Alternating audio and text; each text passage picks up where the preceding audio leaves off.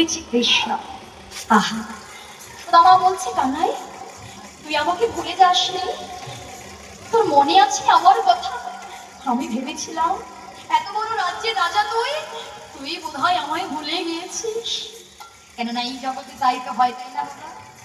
দুই বন্ধু যদি থাকে, ধীরে ধীরে যদি এক বন্ধু একটা জায়গায় পৌঁছায় আর আরেক বন্ধু যদি হয় দিনহীন কাঙাল, দেখবেন যে ধনী হয়ে যায় সে সেই কাঙাল বন্ধুকে সে আর চিনতে পারে না, পারে পরিচয় দিতে লজ্জা হয়।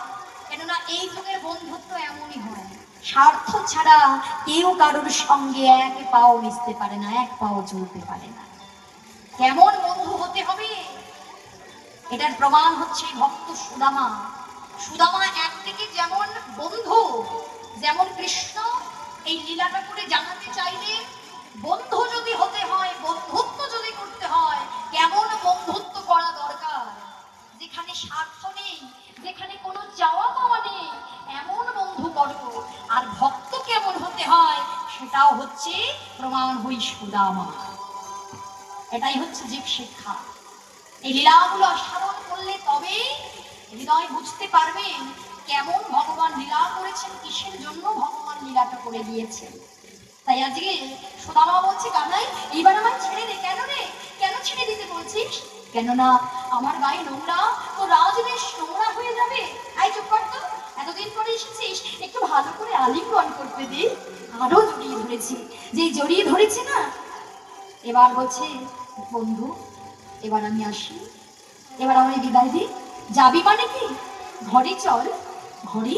তুই রাজপ্রাসাদে? না না না না, আমি রাজপ্রাসাদে যাব না, আমার গায়ে নোংরা, দুর্গন্ধ, রাজবধূরা আছে, ওরা কি বলবে? ওই দেখ, রাজবধূরাই তোকে বরণ করবে বলি হাতে বরণ ডালা নিয়ে আছে। আমাকে নিয়ে গেলেন ঘরে, আর রুক্মিণী সত্যভামা বরণ করলেন। বরণ করে এত বড় রাজপ্রাসাদ কোথায় বসতে দেবে ভগবান বুঝে পাচ্ছে না। তা কোথায় নিয়ে গিয়ে বসালেন? যেখানে প্রাণ কৃষ্ণ বসে সোনার সিংহাসন, সেই সোনার সিংহাসনে, রাজার সিংহাসনে ওই সুদামাকে বসে। চিন্তা করে দেখুন, যে নাকি এতদিন ধরে একটা চেয়ারে পর্যন্ত বসেনি, সে যদি সোনার সিংহাসনে বসে, একেবারে হাত পা জড়সড় হয়ে বসে আছে। এই কি শুনুন না, এমন ভাবে কেউ বসে, এমন ভাবে কেউ আরাম করতে পারে? একটু হাত পা গুলো ছেড়ে বস। ওগো, কে কোথায় আছো? আমায় একটা সোনার থালা এনে দাও, আজ আমি সুদামার চরণ এতদিন ধরে সেবা দিয়ে বলছে, আচ্ছা সুদামা এতদিন পরে এলি, তুই আমার জন্য কিছু নিয়ে আসিসনি? লুকিয়ে রেখে বলছে, না রে ভাই, কি করে নিয়ে আসবো, আমার ভিক্ষা করে দিন চলে। আমি ভেবেছিলাম কিছু নিয়ে আসবো, কিন্তু আনতে পারিনি ভাই। গোবিন্দ মনে মনে বলছে, হ্যাঁ, তুই যেটা এনেছিস আমায় দিতে পারলি না। তুই ভেবেছিস আমি রাজা, রাজভোগ সেবা করি, 36 ব্যঞ্জন 56 ভোগ আমায় ভক্তরা দেয়, কিভাবে তোর ওই শুকনো চিড়ে আমি বরণে দেব? শোন ভাই শোন, যদি তাই হতো তাহলে তো আমি দুর্যোধনের ঘরে সেবা করতে পারতাম, আমি তো বিদুরের ঘরে সেবা করতে যেতাম না রে ভাই। যদি তাই হতো আমি বিদুরের ঘরে কলার খোসা সেবা করতাম না, সামান্য সেবা করতাম না, আর সময়ের মুখের এটো কোমল খেতাম না।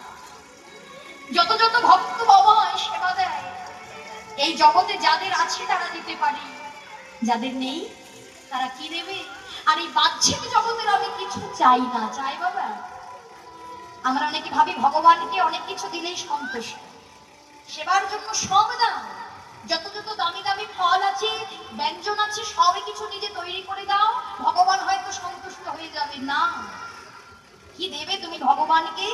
ওইগুলো দেওয়া আমাদের জন্য নয়। আমরা কি করে তাকে তার জিনিস দেবো বলো?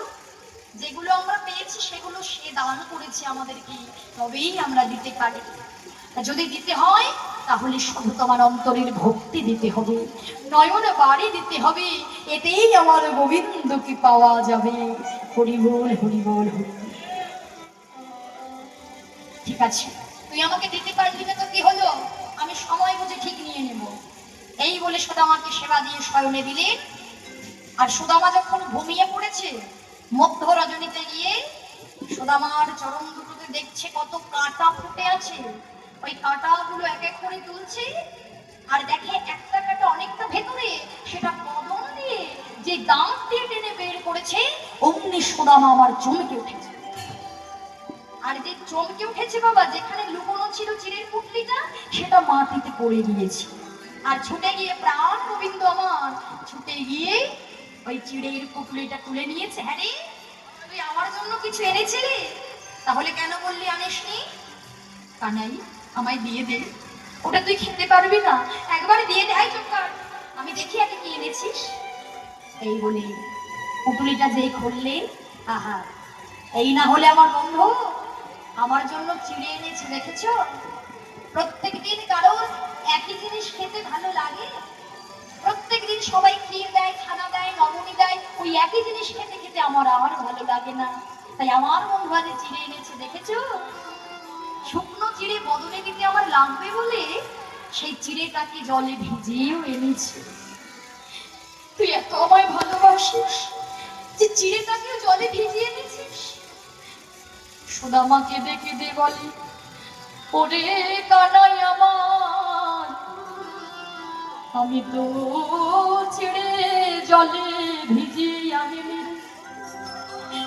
যখন আমি কানাই কানাই বলে পথে যেতে যেতে কেঁদেছিলাম, তখন আমার মনে হয় কানাই নয়নের জলে চিড়ে ভিজে গিয়েছে। নয়ন জলে চিড়ে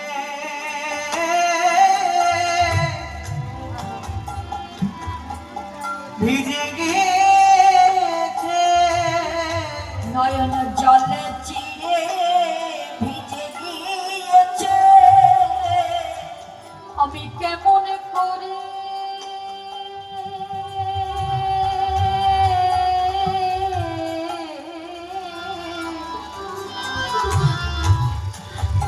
বলবো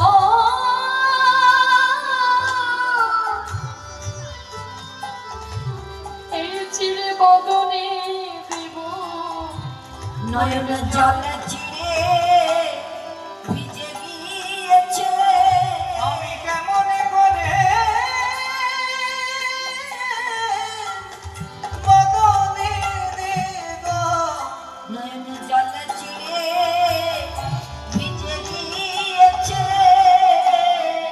ওরে যেন এমন ভাবে, হরি বল হরি বল,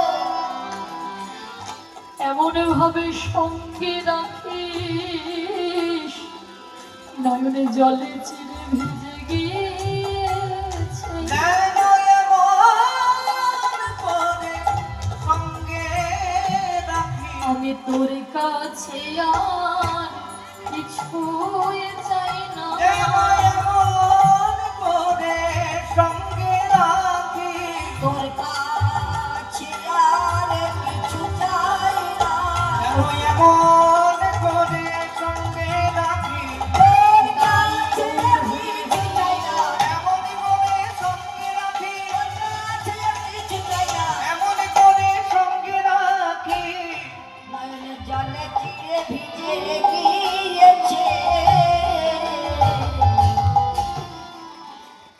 ভাই রে, আমার মনে হয় কানাই কানাই বলে যখন কেঁদেছিলাম, সেই নয়ন জলে চিড়েটা ভিজে গিয়েছে। আমি কেমন করে তোর বদনে দেব কানাই? কৃষ্ণ বলে, সুদামা তুই আমায় এত ভালোবাসিস, আমি তো ভক্তের কাছে শুধু এটুকুই চাই রে,